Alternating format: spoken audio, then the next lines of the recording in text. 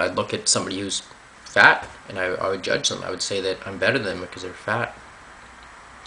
Things like that. You know how hard that is to admit to yourself? Once you understand who this is, it gets easier. The best part about doing it is it gives you a choice. As soon as you're able to be honest of who you are, you have a choice of if you want to be that person or not anymore. If you deny who you are, if you say that I'm not this person, or I'm not judgmental, or I'm not, I don't have a problem with anything. I don't use girls, or I don't use men, or whatever your problems are. We all have problems in life. Whatever your problems are, whatever they are, if you deny them, you'll never fix them. Once you have the choice to fix them, you have a choice to fix them. Okay? Once you become open enough to be honest, you'll do it.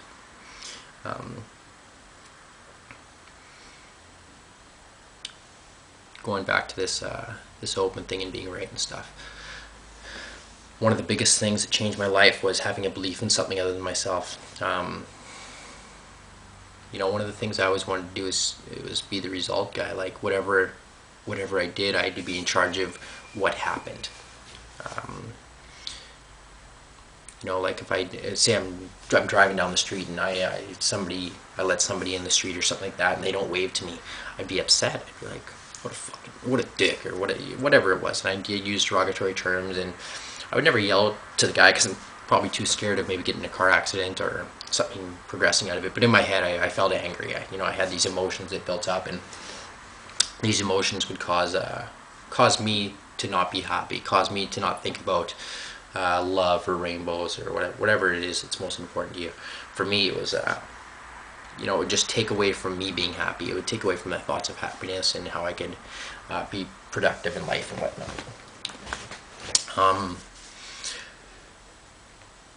The results. This all goes back to results, and I think one of the things that made me become most at peace is that I don't need to do results. If I'm driving down the street and the light's red, I don't have to race it to beat it. If somebody cuts me off, I don't have to get mad at them. Somebody said to me once, and it really stuck in my head, if you're driving to work and every light's red, maybe it's God trying to slow you down. And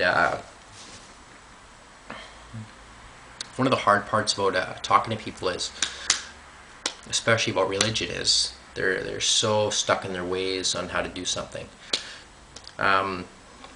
I think I'm blessed that way because I never really was driven either towards religion or away from religion. I was just kind of a guy who walked, and I always believed in something up there because it just, I don't know, logically it makes sense to me that somebody created it. When you get even deeper than that, I don't know. I don't have any answers, and to be honest, it doesn't matter to me. I don't really. I don't have interest of where my God came from. I just have interest that He exists and He has His best interest in mind for me. That feeling, all I need. A question that was asked to me once was, if you have a life, if you're going to live your life with God and you're going to live your life without God, what do you gain more out of?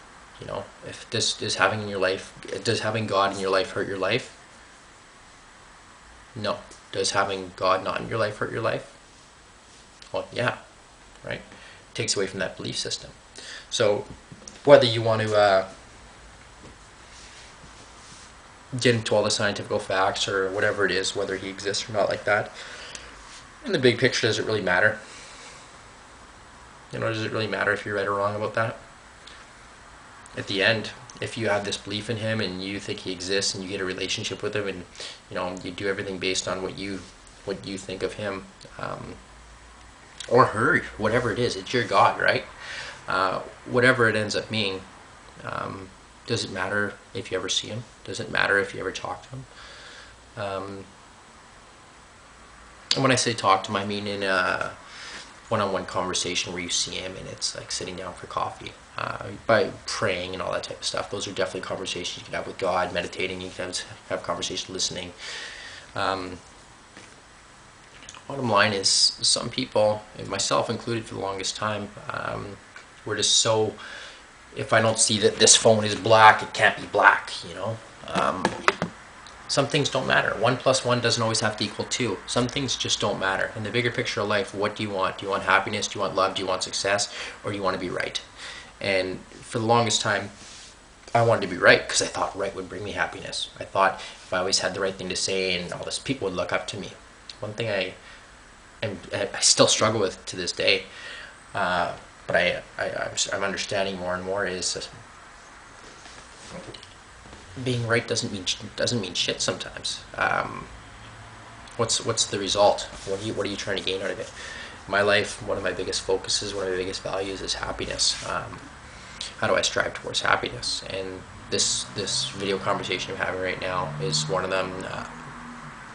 What makes you happy? What makes me happy? The other day I got some food from work, gave it out to a homeless person, and the expression is like, "Are you sure?" You know, like he just seemed so humble at the time, and you know that's stuck in my head. Looking outside and seeing the stars at night, looking looking at a little baby or a puppy dog, or you know those little things. Those things bring true smiles to my face. Another one is love. Love is really important to me. You know, being with somebody that you'd put before yourself over anybody else the rest of your life. You can't express it anymore. You know, from being that guy who would want to womanize, and I'd be willing to cheat, and you know, I didn't put any energy into somebody else.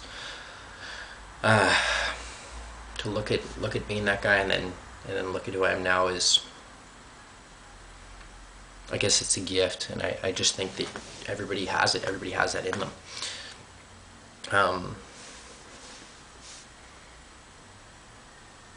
What's the result you want? You know, my results are my values. I really want my values to come through. Health can be another one, or success, or whatever you want. I read a book, Rich Dad Poor Dad. I'm sure most of you've heard of it. If you haven't, pick it up. It's absolutely terrific. And I read that one book, and you know, it teaches you a lot about how money works, and it went along with a lot of the stuff I was learning at the time. And I read the book, got motivated, used the help that was provided to me, and I went and did my thing. Ended up making money off of it, and you know, it's played a big part in funding this trip, and it's played a big part in teaching other people and passing that message along. I still live by a lot of those philosophies that are taught in that book. Bottom line is, the way I was working before, I could never do certain things because there's too much risk involved, or there's too many ways I can get hurt, or maybe I don't succeed and I'm a failure, and all of a sudden, whatever it was, all these things that would stop me, all these talks in my head. I wanted the results of those things, but I didn't want to take the action to get them. Once I understood how important the results were to me, you know, being right didn't matter. Being right didn't matter. I say that to people now, like, let's just agree to disagree then, because if you wanna live your way, I'll live my way, and a lot of the times it's hard for some people to accept that. You know, like, if I want to move forward with my life and I want to keep going and I want to keep growing and stuff like that, some people fight. Some people don't want you to keep growing. Some people want you to stay who you are. Some people want you to fail along with them. You know, they don't want you leaving their comfort zone. That's what makes them comfortable. And sometimes you get to the point where you're fighting. You know, I remember being back in the day and having a friend that is going on a world trip, maybe not a world trip, but to a lot of places around the world, and I felt jealous. I was like, I don't want him going because I liked him. You know, I wanted him here with me, and I wanted that relationship. I wanted to learn from him. I wanted to be challenged by him and everything like that.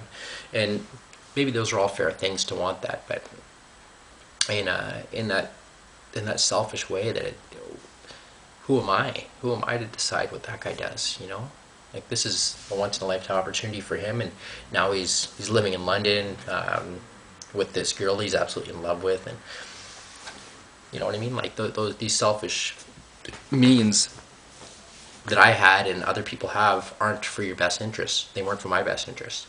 They were just just because they want it. It's to you know